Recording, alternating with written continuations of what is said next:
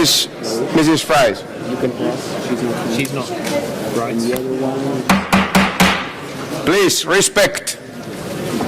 Monsieur le Président, chers collègues, comme toujours, c'est un honneur et plaisir pour moi de vous adresser aujourd'hui. But it is also with a mixture of sadness and some frustration that I present my report on gender issues in the OSCE today.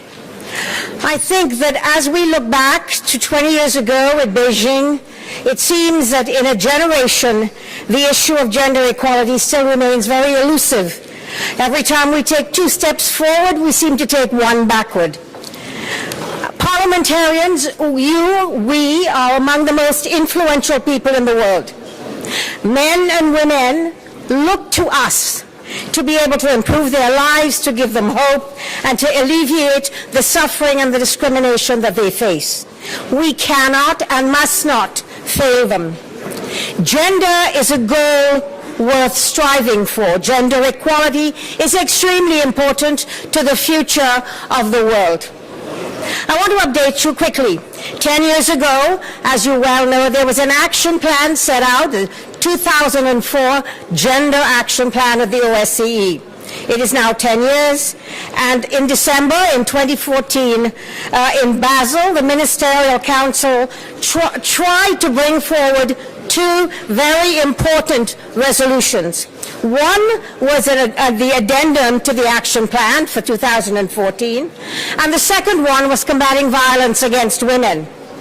Unfortunately, the draft addendum did not reach consensus, and so we do not have a draft addendum to the action plan.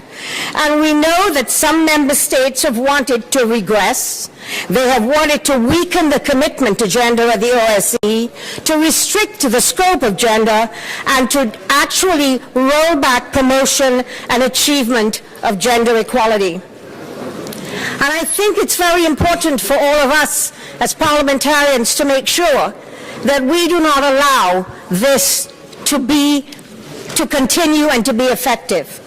The Council, therefore, as a result of not having consensus, adopted an agreement that the participating states would finalize a gender plan by 2015.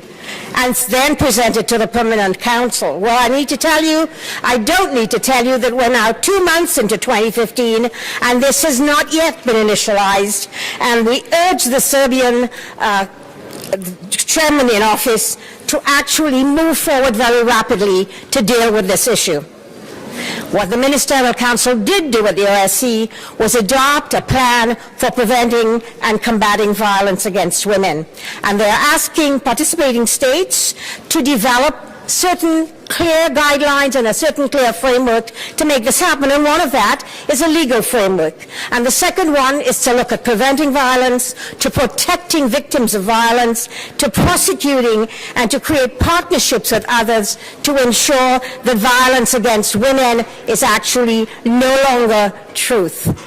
But the point is, we know that with conflicts going on in this region and in the OSCE and in the Mediterranean region, that in fact there is greater violence against women in society, in displaced persons camps, as refugees, and we see that in fact a lot of organized crime has in fact improved and increased its influence around the world, taking advantage of conflict, taking advantage of disruption in order to achieve their goals of making women victims of rape, women as victims of trafficking. And so I think we need to remember this and we need to do something about it.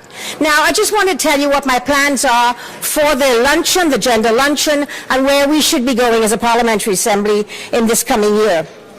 I think I would like us to actually begin to realize that 20 years after Beijing, when we have moved so little, that the most important thing for us to do is to develop measurable goals for gender equality, to develop tools, and to actually have a strategy and a structure. It's not good enough for me to stand here and for all of us to agree that we need to achieve gender equality. I think we have to look back and say 20 years later, after Beijing, we have still not achieved women's rights as human rights. And so I want to look at 3 themes that I want you to think about between now and the luncheon in 2015. We want to enhance in the three dimensions of the OSCE. We want to enhance, for instance, the economic and environmental dimension. We want to strengthen women in the economic spheres. We want them to participate fully in the economic life of their country, because we know that, in fact, when women participate fully, you get 51% of your resources participating. Your own nation state becomes stronger economically. It is able to compete on the global scene, and is able to compete in a global environment. And I think this is something that we must do. We cannot afford, as nation states that are struggling right now, to ignore this 51% of our population. I also think we need to look at how we develop mentoring for women in economic spheres. We know that women still do not have access to any financial aid, that we do not have access equally to banks to get them loans to become entrepreneurs. They need access to education, to skills, to training, and they need to look at property services. Many women do not have access to property in the OSCE still.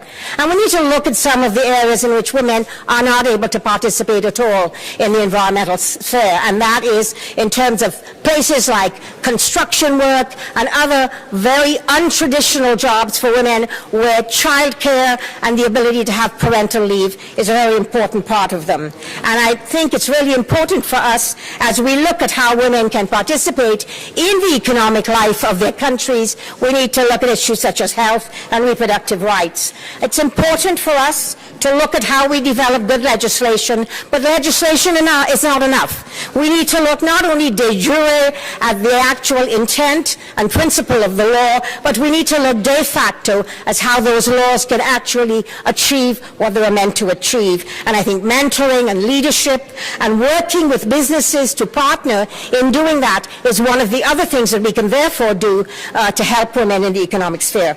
We want to talk about strengthening the human dimension. That's the second part I want to discuss.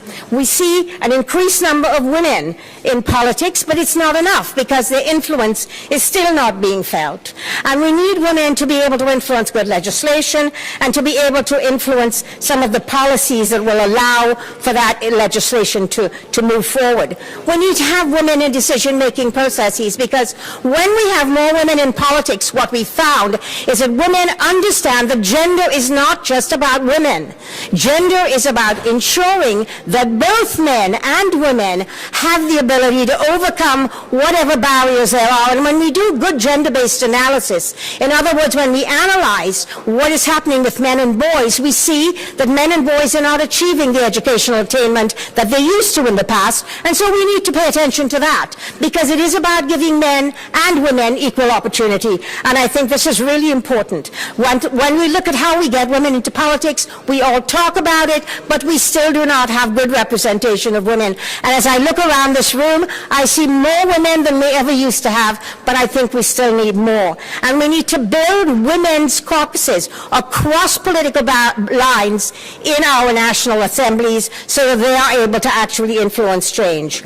I think we need to look at flexible family and very family-friendly parliaments, where women are able to bring their children and have childcare, where women are able to participate, and men are too. Younger men with children are wanting to spend more time with their families, and sometimes being a politician doesn't allow you to do that. So as we move forward with gender equality, we actually get men and women moving together in the same direction. And finally, I wanted to talk about how we get efficiency and effectiveness in the OSCE. And to do that, we need to actually welcome some of the changes that the OSCE has made. They've had attempts to integrate gender into the structures of the OSCE in the Secretariat. And one of the things that I know OSCE has been trying to do is to streamline and strengthen by combining the current office of the OSCE Gender Advisor with that of the Chairman in Office Gender Advisor, so that we have one group working together and looking horizontally at the areas in which they must actually play a role. But we did not achieve consensus at the OSCE in making that kind of structural change, and I'm urging you to go back to your nation states and to your parliaments and get your governments to agree to this. I think if we achieve efficiencies, we will become more effective in what we would like to achieve. So I want to let you know that the OSCE is in fact incorporating a deployment, or have incorporated the deployment of a gender advisor on its missions in Ukraine and in some of its work on anti-terrorism, because, as I said yesterday, we're now seeing women joining and being radicalized into terrorist groups. With a gender advisor on the anti-terrorism force, we will look at how we can find out what is causing women to do this, why, and what are the effective strategies we can use to prevent them from becoming radicalized, because the strategies are going to be very different from that of men.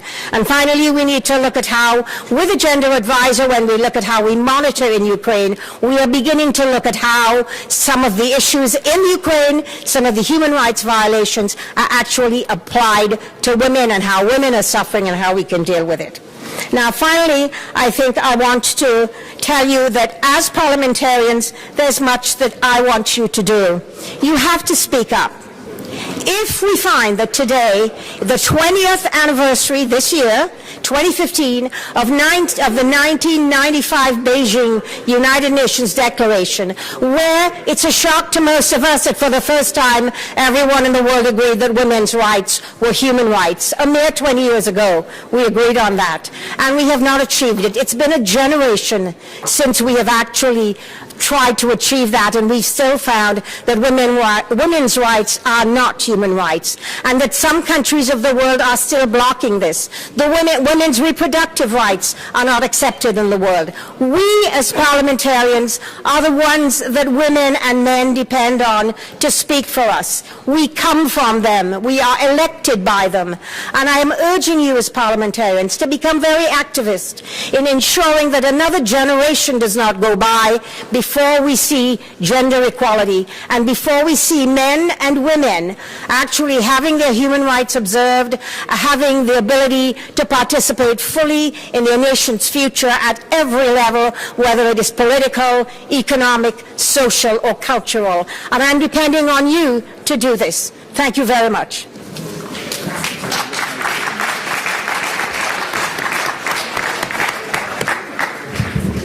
Thank you very much indeed, Mrs. Fry.